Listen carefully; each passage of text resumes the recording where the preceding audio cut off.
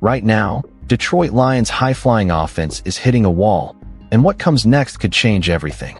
Stay with us to uncover the shocking truth behind Dan Campbell's next big move. Backhand index pointing right, stick around to find out what's really going on. If you care about Lions news, smash that subscribe button and drop a fire comment below if you think Campbell's defense-first shift could save the season. Detroit Lions fans have reason to worry. The team's offense, once expected to dominate, is stumbling at a critical moment, and the man at the helm, head coach Dan Campbell, may be pivoting hard toward relying on his defense to carry the load. In a story full of tension, shifting philosophies, and high stakes, we're talking about more than just an off game. We might be witnessing a turning point for this franchise. Offense struggles surface. Over recent weeks, the Lions' offense has shown alarming signs of stagnation. Despite putting up respectable point totals, the unit struggles to convert on third downs, a chronic problem that continues to derail crucial drives. Reports suggest that Campbell isn't happy with how the offense, under offensive coordinator John Morton, is flowing. The rhythm is off, and big play opportunities are slipping through their fingers. Key issues. Pass protection breakdowns are hurting both the quarterback and the running game, limiting how much Campbell can lean into his offensive weapons. Dan Campbell takes control. In a significant shift, Campbell has decided to keep calling the offensive plays himself for the remainder of the season. This move signals that he sees deep-rooted problems, not just bad luck or execution errors. By reclaiming play-calling duties, Campbell is trying to inject his own vision into the offense, to re-establish flow, pace, and discipline. But this also raises the stakes. If the offense continues to misfire, Campbell's gamble could backfire. Why a defensive pivot makes sense. Campbell publicly admitted that in their recent loss to the Minnesota Vikings, all three phases, offense, defense, and special teams, played a role. That statement is revealing. It shows he recognizes the issues are not isolated.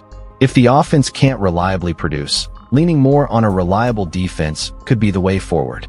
A strong defense could absorb mistakes, control the tempo, and keep the Lions in games even when the offense is sputtering. Strategically, Campbell might embrace a defense-first philosophy, play with discipline, pressure the opponent, force turnovers, and let the offense capitalize when necessary, rather than forcing risky, high-variance offensive plays. Risks and rewards. Reward. If Campbell's defensive pivot works, Detroit could become a tougher, more balanced team.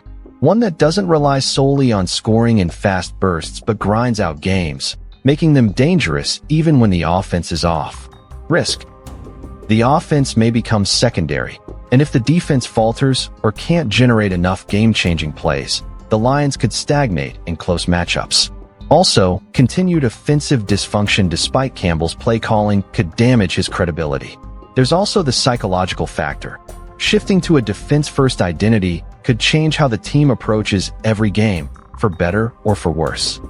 First shadow. Campbell's play calling takeover hints at internal tension. Second shadow. The offense's third down woes suggest bigger structural problems. Third shadow.